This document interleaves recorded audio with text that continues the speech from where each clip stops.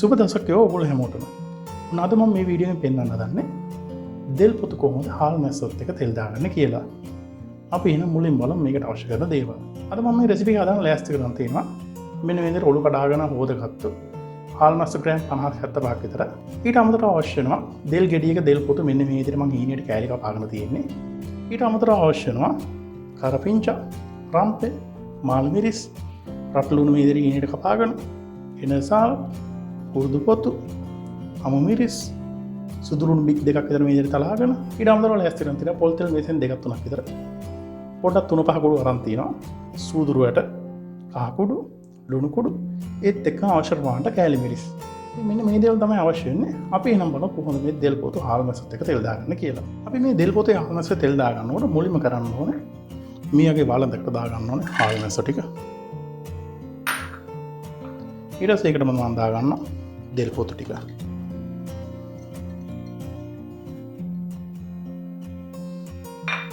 ඊට පස්සේ මම පිළිවෙලින් දාගන්නවා මාළු මිරිස්, ලුණු ටික, සුදු ලුණු, අමු මිරිස්, කුරුඳු, එනසා, රම්පේ, කරපිංචා. ඊට පස්සේ ඒකට මම දාගන්නවා මේ විදිහට 3-5 කුඩු තේ හඳක් විතර.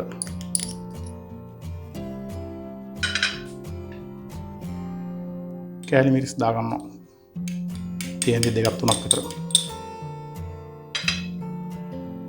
ඒකට මම උඩ පාට ගන්න ඕනේ ඉතින් කහ කුඩු ටිකක් දාගන්නවා. සූදුරු වැට, ඒත් එක්ක මෙන්න මේ විදිහට ලුණු ටිකක් දාගෙන දැන් මේක හොඳට කලවම් කරගන්න ඕනේ.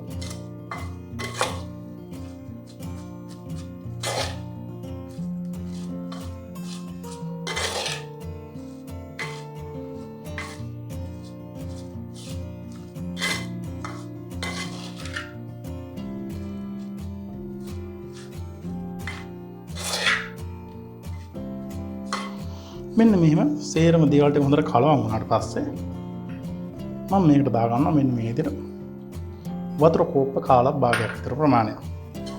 වතුර ඕනෙත් නෑ දෙල් පොතු වලින් තියෙන දෙල් පොතු වල තියෙන වතුරේ මේක තඹ ගන්න පුළුවන්. වළඳ පොඩ්ඩක් අඩිය එරෙන්න පුළුවන් ඉන්න මම වතුර ටිකක් දාගෙන දැන් මේක අපි තඹ ගන්න ඕනේ. මෙන්න මේ විදිහට වළඳ ලිපේ තියාගෙන ලිප් පත්තු කරගෙන දැන් සේරම කලවම් කරගෙන තියෙන්නේ. මේ මූඩියකින් වහගෙන මේක හොඳට තඹ ගන්න ඕනේ වතුර ටික හින්දෙන එක. දැන් ඔයගොල්ලන්ට පේනවා තව වතුර ටිකක් තියෙනවා. ටික වතුර උනා ගන්න වෙනවා. දැන් මේ වතුර ටිකක් හින්දෙන එක අපි මේ ටික කුක් කරගන්න ඕනේ.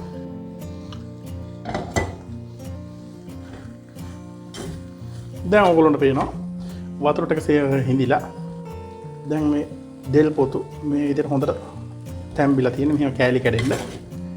දැන් මම කරන්නේ මෙන්න මේ විදිහට හාල් මැස්ස දෙල් පොතු ටිකයි පොඩ්ඩක් පැත්තට කරගෙන මේක මැදට දාගන්නවා.